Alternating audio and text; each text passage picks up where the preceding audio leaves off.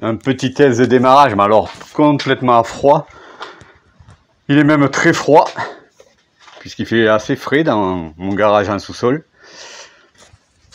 Donc 3 semaines après les problèmes de démarrage, j'ai réglé, comme lors de la dernière fois, il y a une semaine, le papillon, la butée au plus bas, c'est-à-dire juste qu'elle empêche la partie dure au départ, le point dur au départ, de manière à ce qu'il n'arrive pas trop d'air, pas faussé.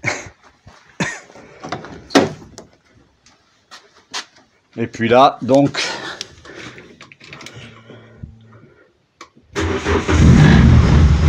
alors c'est un peu pénible, peut-être que j'ai réglé trop bas le truc, mais vous voyez, elle démarre, je dirais pas au quart de tour, mais elle démarre quoi.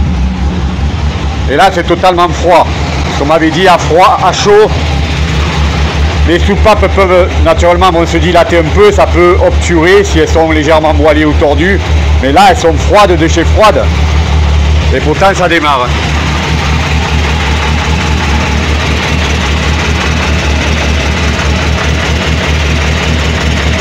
Toujours un léger bruit, mais bon, anormal, c'est plutôt parce que le régime moteur est bas, puisque j'ai mis au plus bas le papillon. Vous voyez là, bon là, il se stabilise grâce à la vanne VDO, la vanne de ralenti, qui fait son office.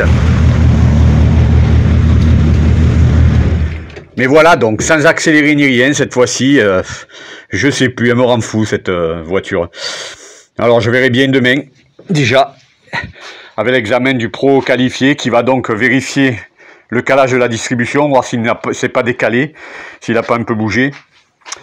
Qui va aussi vérifier normalement, parce que ça prend 5 minutes hein, pour déposer, moi je le dépose en 5 minutes, alors lui déposer le plénum et enlever les bougies pour vérifier en passant un endoscope, une petite caméra pour voir si on peut voir s'il y a des traces sur les pistons des soupapes. Qui ferait qu'avec le sur-régime, elles se sont emballées et elles ont été touchées, ou alors qu'elles sont là légèrement voilées. Même s'il m'a dit honnêtement que si c'est vraiment très léger, comme on pourrait le supposer, si vraiment c'est le cas, dans le pire malheur, si c'est vraiment très léger, ça se verra pas à l'endoscope et il faudra déculasser quoi. Et dans ce cas-là, je prenais pas le moindre risque de tourner avec le risque de voir à long terme ou à moyen terme ou à court terme une soupape, voire plusieurs pétés, donc là c'est tout le moteur hein, qui partira à la casse. Donc voilà où j'en suis. Moi ce que j'ai pas pu tester l'autre fois, j'ai pas fait gaffe, c'est que je trouve que j'ai plus la sonde de température malheureusement depuis le changement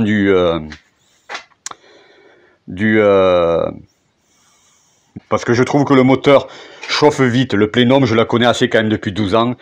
Quand j'ai fait mon test de compression, donc à chaud, ça mettait plus de temps à arriver à le plénum bouillant. Hein. Donc je me demande en gros si la pompe à eau du circuit de refroidissement liquide n'a pas aussi un problème. J'avoue que j'ai pas pensé à vérifier si le ventilateur il se met en marche, lui c'est sûr, donc ça vient pas du thermostat qui est là-dedans, hein, qui est un thermostat en plus de Kyo 3 RS, donc à 75, il met en route le ventilateur plus bas.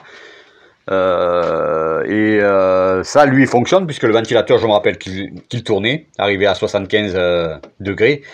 L'eau par contre je me rappelle pas si le liquide circulait, parce que normalement il y a un retour ici, comme vous voyez, il y a un retour et il y a toujours un petit retour et j'avoue j'ai pas pensé à regarder ça il y a 10 jours quand j'ai fait la compression cylindre. Quel imbécile, bon j'étais un peu tellement écœuré que j'ai pas pensé à tout, voir si ça revenait. Parce que dans ce cas-là, il y aurait aussi un problème à la pompe. Alors, un problème à la pompe à eau, ça peut vouloir dire plein de choses à la distrib, qui a 3 ans, hein. Vous voyez, c'est même 3 ans, et même elle est neuve, la courroie. Puisque je l'ai remplacée quand j'ai fait monter la poulie Villebrequin rigide et allégée. Donc, elle a 2 mois, peut-être. 3 mois, la courroie d'accessoires, là. Mais la courroie de distrib, par contre, elle a 3 ans. Mais elle a très peu de kilomètres, puisque ma voiture était sur la remorque, déjà, donc elle doit avoir même pas 2000 bornes, même pas. Donc voilà, au moins pire, bon, ça me coûtera les MO pour vérifier tout ça, et je referai la distrib. Au pire, il va falloir que je pense à faire changer soupape, distribuer tout, et là ça va être difficile pour moi de pouvoir le faire, financièrement, à moins que je trouve, j'ai plusieurs sources, en toute honnêteté j'ai plusieurs sources, via le bouche à oreille, via la sympathie, comme je suis quelqu'un qui aime bien parler, qui est assez apprécié par certains gens passionnés comme moi, je suis arrivé à trouver des gens très compétents qui m'aideraient quoi. c'est-à-dire un paiement en plusieurs fois ou autre, hein, quand on est pauvre, quand on n'a pas les moyens de faire refaire un moteur entièrement, ben on cherche, sinon on arrête tout. Sinon voilà, à 52 balais, j'arrêterai tout plutôt que je l'avais prévu quand même, quoi. Je comptais encore en profiter, hein. Ça fait 7 ans que je prends ce plaisir sur piste tous les mois pratiquement avec elle.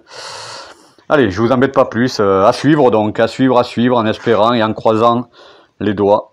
Pour ceux qui apprécient mes partages sur ma chaîne YouTube, si vous pouvez le faire, plus de droits croisés là, il y a, moins je risque d'avoir de gros problèmes et de frais. Enfin, en tout cas, le seul bon côté pour l'instant de l'affaire, c'est que les compressions cylindres à chaud sont très bonnes, toujours, donc, puisque ça, je les avais pris. Et puis, là, maintenant, vous voyez, hein, je retente une dernière fois, le moteur est totalement froid, j'ai même pas besoin d'accélérer, j'ai réglé le papillon au plus bas, donc ça vient pas d'une entrée d'air supérieure, même si c'est pénible, elle démarre, juste à un tour de clé. Là, bah tiens, mais je pense que le fait qu'elle descende de bas, ouais, ça doit jouer aussi sur le fait que j'ai réglé le papillon au plus bas et qu'après la vanne de ralenti, la vanne vidéo prend le relais et là avec le calculateur elle recentre. On verra, j'en sais pas plus, on verra. J'espère juste un petit décalage à la distrib et que les soupapes n'aient pas touché, enfin wait and see. Allez, portez-vous bien, moi ben, je suis dans l'attente de demain après-midi déjà, premier constat officiel par un pro et de visu quoi. Allez, à bientôt.